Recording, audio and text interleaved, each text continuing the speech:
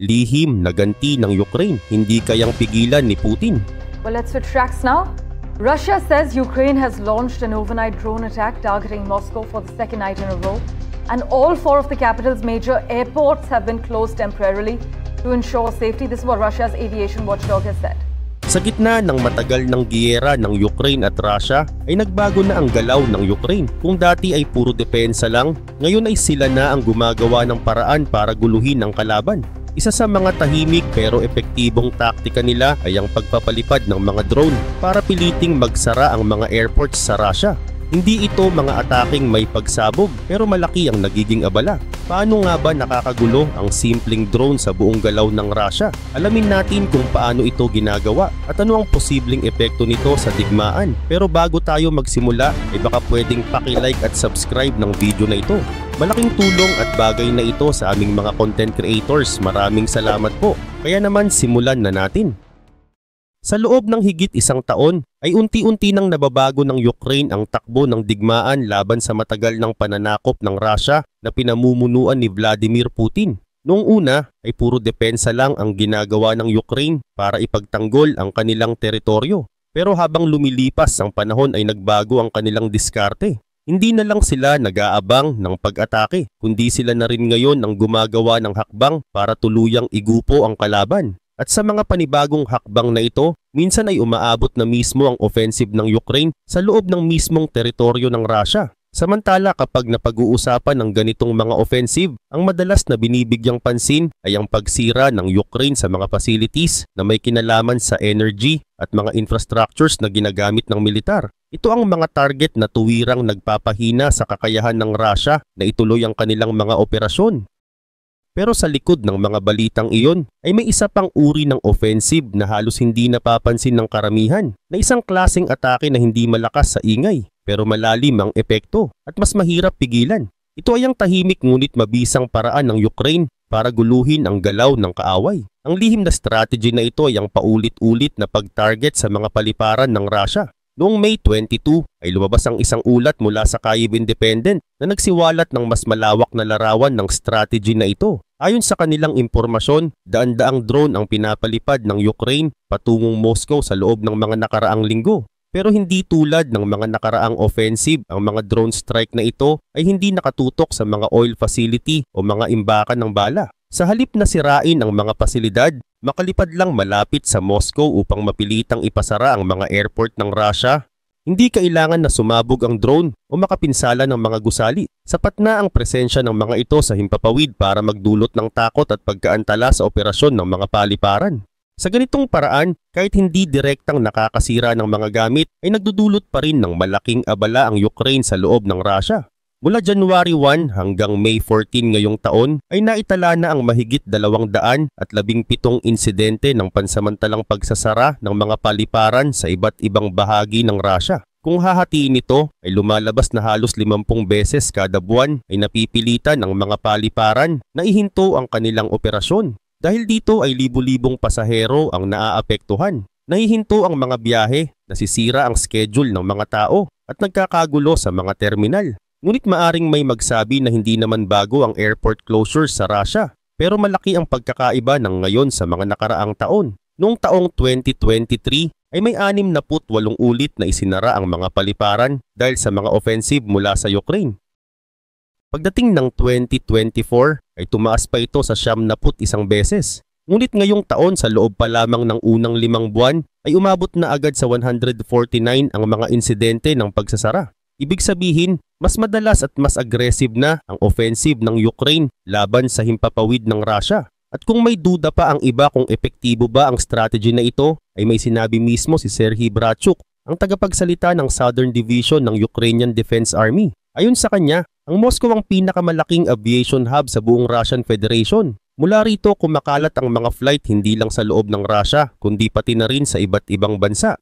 Dagdag pa niya ang layunin ng patuloy na drone attacks ay unti-unting bawasan ang kakayahan ng gobyerno ng Russia na kontrolin ang mga rehiyon nito. Sa madaling sabi, sa tuwing naaantala ang mga biyahe sa eroplano, sa tuwing nahihinto ang lipad ng mga tao palabas o papasok sa bansa, ay nararamdaman ng mismong mamamayan ng Russia ang epekto ng giyera. Ito ang gustong mangyari ng Ukraine na hindi lang mga sundalo ang makaramdam ng gulo, kundi pati ang mga karaniwang tao. Sa paraang ito ay naipapakita ng Ukraine na kaya nilang dalhin ng giyera sa loob ng tahanan ng kalaban. Sa katunayan ay lalo itong naging malinaw bago sumapit ang May 9, ang araw ng Victory Day ng Russia. Taon-taon ay ginugunita ng Russia ang tagumpay ng Soviet Union sa World War II. Isa ito sa mga pinakaimportanteng selebrasyon ng bansa at kadalasang pinangungunahan ni Vladimir Putin. Para sa ngayong taon ay gusto ni Putin na gawing mas engrande ang parada. Kaya humiling siya ng 3 araw na ceasefire para siguraduhing magiging tahimik at ligtas ang okasyon. Nag-imbita rin siya ng 30 leader mula sa iba't ibang bansa para ipakita na may mga kaalyado pa rin siya.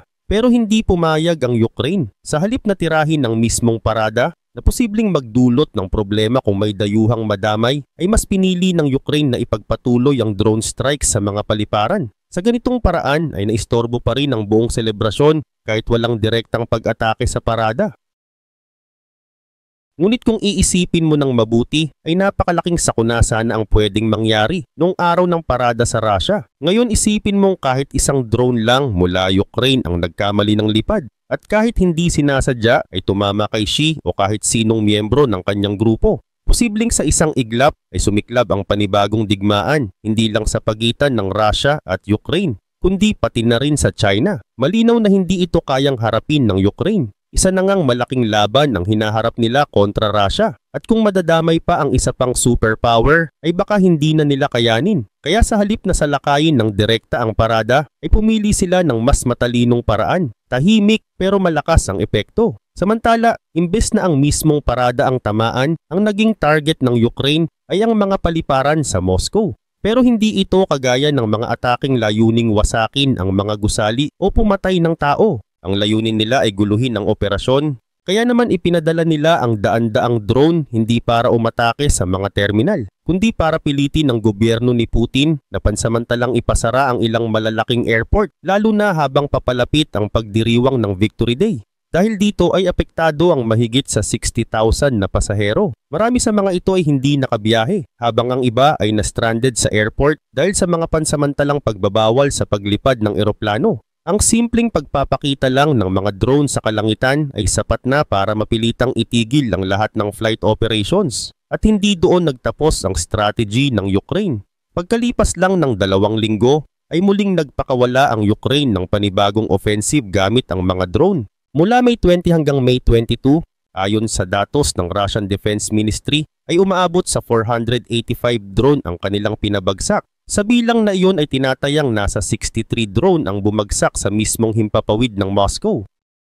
At tulad ng inaasahan ay muli na namang nahinto ang normal na galaw ng mga airport. Ayon sa ilang ulat, 3 pangunahing paliparan sa Moscow ang naapektuhan. Maraming flight ang naantala at daan-daang pasahero ang muling na-stranded. At hindi lang sa Moscow nagkaroon ng epekto. Ayon sa mga ulat, sa araw ng May 22 ay halos 182 drone ang pinabagsak sa 11 rehiyon sa Russia. May mga bahagi rin ng Oryol region na nawalan ng internet dahil sa mga pag-atake. Ibig sabihin hindi lang transportation ang tinamaan dahil maging ang communication ng ilang lugar ay naapektuhan din. Ayon kay Bratchuk, isang tagapagsalita ng Southern Division ng Ukrainian Defense Army, kitang-kita raw kung saan talaga ang sentro ng offensive at ito ay sa mismong kabisera ng Russia at sa mga lugar sa paligid nito. Ipinaliwanag pa niya na dahil napakalawak ng teritoryo ng Russia ay napaka-importante ng air travel para mapanatili ang koneksyon ng bawat rehiyon sa kabisera. Kapag nagkagulo sa air transport ay parang pinuputol mo na rin ang ugnayan ng bawat lalawigan sa sentro ng pamahalaan. Sa kalaunan ay maaaring maramdaman ng mga tao na tila napapabayaan na sila at unti-unting humihina ang pagkakaisa ng bansa. Kapag ganito ang nangyayari ay mas madaling tumaas ang galit ng mga tao sa gobyerno. At kapag naramdaman nila ang kawalan ng koneksyon at serbisyo ay lalong humihina ang kanilang tiwala sa pamahalaan. Kaya ayon kay Bratchuk, hindi raw ito basta-basta kaguluhan lang na dala ng digmaan. Isa raw itong maingat na pressure campaign. Target nito ang logistics, air defense at pati na rin ang damdamin ng mga ordinaryong mamamayan. Bukod sa takot at stress na dulot ng mga abala ay may epekto rin ito sa pera. Ang bawat cancelled o delayed na flight ay nagdadala ng malalaking gastos. Ang airline ay nawawalan rin ng kita at pati airport ay nalulugi. Hindi pa kasama rito ang maintenance, rebooking, pagkain ng mga stranded na pasahero, overtime ng staff at marami pang ibang bagay. Kapag pinagsama-sama mo ang lahat ng ito ay sobrang bigat ng epekto sa ekonomiya. At dahil paulit-ulit itong nangyayari ay lalong nawawalan ng tiwala ang mga tao sa kakayahan ng gobyerno na ayusin ang sitwasyon. Samantala, sa isang pahayag ay sinabi ni Zelensky, "Pinapasalamatan ko ang lahat ng ating mandirigmang ibinabalik ang digmaan sa loob ng Russia at nagbibigay ng mas malawak na seguridad at lakas para sa Ukraine." Sa kabuuan ng kanyang mensahe ay may isang bahagi ang agad na tumatak. Ang sinabi niyang ibinabalik ang digmaan sa loob ng Russia. Yun ang mismong punto na nagpapakita ng pagbabago sa estratehiya ng Ukraine. Kung dati ay ginagawa ito sa pamamagitan ng aktwal na pagsalakay ng mga sundalo sa mga lugar tulad ng Kursk, ngayon ay ginagamit na nila ang ibang paraan kung saan mas tahimik pero epektibo. Ginagamit nila ang mga drone para patamaan ang mga airport ng Russia. Sa ganitong paraan ay unti-unti nilang ipinapalasap sa mga sibilyan ng Russia kung ano talaga ang pakiramdam ng giyera, sa halip na puro propaganda lang ang naririnig ng mga ito. Alam ni Zelensky na hindi pa sapat ang mga hakbang na ito at malayo pa ang dapat tahakin. Ayon sa datos mula sa Statis, napakataas pa rin ng approval rating ni Vladimir Putin. Noong buwan ng April taong 2025 ay lumabas sa mga survey na nasa around 87% pa rin ang tiwala ng mga mamamayan sa kanya. At mula nang magsimula ang digmaan ay halos hindi bumaba ang numbers na ito at patuloy na nananatili sa pagitan ng low hanggang high 80%. Pero ang nakakapagtaka rito ay noong hindi pa nagsisimula ang pananakop ni Putin sa Ukraine, bumaba na ang kanyang approval rating sa paligid ng mid 60%. Sa ganitong observation ay maaaring dalawa lang ang paliwanag. Una, baka totoo ngang naniniwala at sumusuporta ang karamihan ng mga Russian sa ginagawa ng kanilang gobyerno. Pangalawa, baka napipilitan lang silang magpakitang sumusuporta dahil sa takot dahil kilala ang kanilang pamahalaan na mapaghiganti at malupit sa mga hindi sumusunod. Ngunit sa kabila ng matataas na numbers ay unti-unti namang lumilitaw ang mga senyales na may bitak na ang matibay na imaheng ito. Ayon sa ulat ng Atlantic Council, marami sa mga Russian ang tila napipilitang tanggapin ang giyera, hindi dahil gusto nila ito, kundi dahil wala silang ibang pagpipilian. May mga lumabas na survey na nagsasabing nasa pagitan ng 60 hanggang 70% ang nagsasabing suportado nila ang digmaan. Pero tandaan, hindi ibig sabihin ay totoo ang lahat ng sagot sa mga survey na ito. Maraming mamamayan ang posibleng nagsasabi lang ng oo para makaiwas sa problema. Idinagdag pa ng Atlantic Council na kahit ang mga dahilan ni Putin sa kanyang pagsalakay, gaya ng sinasabi niyang kailangan daw ng denazification sa Ukraine, ay hindi naman talaga tinatanggap ng karamihan bilang makatuwirang dahilan. Ibig sabihin, unti-unti nang nababasag ang larawan ni Putin bilang isang leader na lubos na suportado ng kanyang mga mamamayan. At dito na pumapasok ang estratehiya ng Ukraine sa pagsasara ng mga airport gamit ang drone.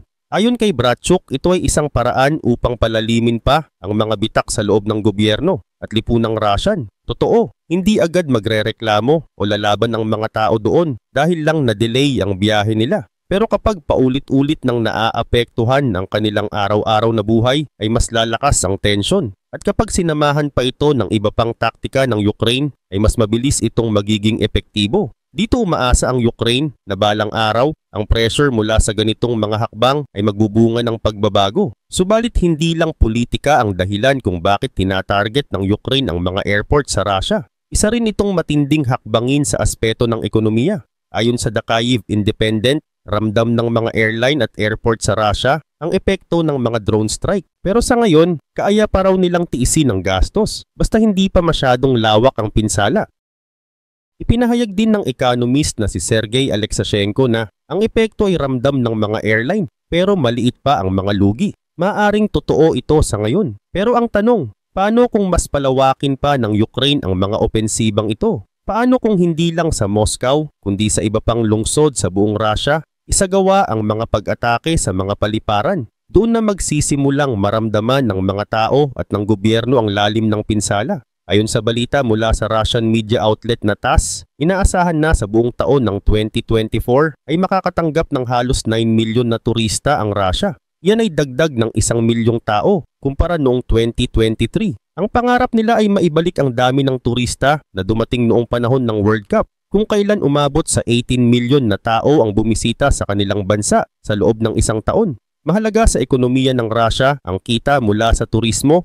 Noon ngang 2024 lamang ay umabot sa $7.6 billion ang ginastos ng mga dayuhang turista sa bansa. Yun ay mas mataas kaysa sa $6.8 billion noong 2023 at mas malaki pa ito kumpara sa kinita nila bago pa man sumiklab ang giyera, kung saan $3.9 billion noong 2020 at $4 billion noong 2021. Dahil dito, kahit may giyera ay nakapagtataka, ngunit totoo, mas lumalakas pa ang kinikita ng Russia mula sa turismo. At ito ang gustong sirain ng Ukraine.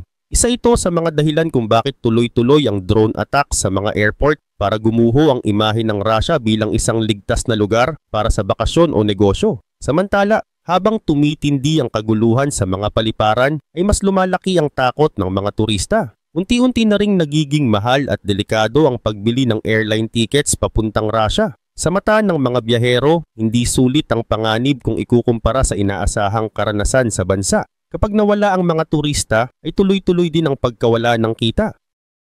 At ang perang nawawala ay hindi na mapupunta sa pondo ng digmaan ni Putin. Sa ganitong paraan ay unti-unti ring humihina ang kakayahan ng Russia na punduhan ang kanilang opensiba laban sa Ukraine. At habang nangyayari ito, nababawasan din ang bigat ng pinapasan ng Ukraine sa digmaan. Pero ang mga ganitong epekto sa ekonomiya ay hindi agad-agad nararamdaman. Kailangang ipagpatuloy at palawakin pa ng Ukraine ang kanilang estratehiya sa mas maraming bahagi ng bansa bago ito tuluyang makalikha ng malalim na epekto. Sa dami ng dahilan kung bakit ginagawa ng Ukraine ang lahat para mapilitang magsara ang mga airport sa loob ng Russia, ay may isang dahilan na mas malalim at mas delikado para kay Vladimir Putin. Ito ay ang unti-unting pagbagsak ng buong air defense system ng Russia na ngayon ay halos hindi na makapahinga sa sobrang kabisihan. Araw-araw itong nakabantay, laging alerto at palaging ginagamit. At sa ganitong kalagayan ay dumarating ang panganib ng pagkaubos ng kanilang kakayahang magdepensa. Ayon sa ulat ng Novaya Gazeta, ang lahat ng ito ay bahagi ng isang operasyong tinatawag na Operasyon Kovyor na kilala rin sa mas simpleng pangalan na Carpet Plan. Sa ilalim ng planong ito ay automatic na ipinasasara ng Russia ang mga airport sa tuwing may naiulat na presensya ng drone sa kalapit na himpapawid. Walang tanong-tanong, kahit wala pang tiyak na panganib ay agad na pinatitigil ang operasyon ng airport. At kapag nangyari ito, lahat ng eroplano na nasa lupa ay hindi pwedeng umalis. Lahat ng nakatakda sanang lumipad ay kailangang manatili muna. Yung mga eroplano na nasa ere na at malapit ng lumapag ay kailangang bilisan ang pagbaba hanggat maaari. At kung may paparating pa na mas malayo sa lugar, ay kailangang lumihis ito ng ruta para hindi madaanan ang posibleng panganib. Samantala, mula pa noong buwan ng November ng taon 2023 ay ipinatupad na ng Russia ang Carpet Plan sa kabuuang bilang na 37 na civilian airport. Ang layunin nito ay para maprotektahan ang mga pasahero mula sa posibleng pag-atake ng drone. Kasabay nito, binibigyan ng pagkakataon ng mga air defense unit na ganap na maghanda at tumugon kung sakaling may aktwal na banta mula sa ere. Pero ayon kay Dmitry Ivanov, isang eksperto sa aviation, hindi ganoon kadali ang lahat ng ito. Sabi niya, kapag gumagana na ang air defense system, ay kailangang alisin ng lahat ng civilian airplanes sa paligid. Hindi sapat ang batayan na mas maliit ang drone kaysa eroplano dahil minsan ay nahihirapan ang mga radar ng Russia na makita ang pagkakaiba sa pagitan ng isang drone at isang commercial aircraft. Kapag hindi naging maingat, posible raw na aksidenteng mapabagsak ng Russia ang sarili nitong passenger plane. Kaya kaysa malagay sa ganitong sitwasyon ay mas pinipili na lang ng mga airports na magsara. Iwas disgrasya, iwas eskandalo. At hindi lang naman ang Russia ang gumagawa ng ganitong klaseng patakaran. Ayon kay Bratchuk, isang opisyal mula sa Ukraine na nakausap ng Kyiv Independent, kahit gaano kaliit ang lumilipad sa ere basta may banta ay kailangang gumalaw ang buong air defense. Ganito raw ang pamantayan sa kahit anong bansa dahil kapag may panganib ay hindi na pwedeng ipagpaliban ang aksyon. Pero ang malaking pagkakaiba, ang Ukraine ay nasa aktwal na giyera. Ibig sabihin, normal lang sa kanila na may mga airport na kailangang isara paminsan-minsan. Hindi ito malaking problema dahil bahagi na ito ng araw-araw nilang buhay. Sa Russia naman, tuwing may isinasarang airport, may katumbas itong gastos. May kabawasan sa galaw ng ekonomiya. At higit sa lahat, napipilitan ng kanilang air defense na magtrabaho ng mas matindi, mas madalas at halos walang pahinga. At sa mga nakalipas na buwan, lumalabas na unti-unti nang nauubusan ng kakayahan ng depensa ng Russia sa himpapawid. Ayon sa ulat mula sa United 24 Media noong buwan ng April, kinakapos na sila sa mga advanced na kagamitan gaya ng S-400 at S-500 missile systems. Dahil dito ay napipilitan na silang bumalik sa mga lumang gamit at minsan ay gumagamit pa ng mga pansamantalang solusyon tulad ng anti-drone nets, mga lambat na sinasabit sa paligid ng mga gusali para hadlangan ang mga drone. Ang dating pansamantala, ngayon ay tila naging permanenteng solusyon. Sa tuwing may ulat ng drone malapit sa isang paliparan, ay obligado ang Russia na gumamit ng mga missile at iba pang bala para ito'y pabagsakin. Pero ang problema, marami sa mga drone na ito ay wala namang dalang bomba at hindi naman talaga target ang critical infrastructure. Ibig sabihin nasasayang ang bala at resources ng Russia sa mga drone na wala namang intensyon manira. Pero dahil obligadong umaksyon ng air defense ay nauubos ang kanilang supply. At para sa Ukraine, ito na ang tunay na tagumpay. Hindi kailangan ng matinding pagsabog. Hindi rin kailangan ng direktang labanan. Ang kailangan lang nila ay paulit-ulit na ilagay ang Russia sa sitwasyong mapipilitan itong gumamit ng mga resources hanggang sa tuluyang maubos ang mga ito.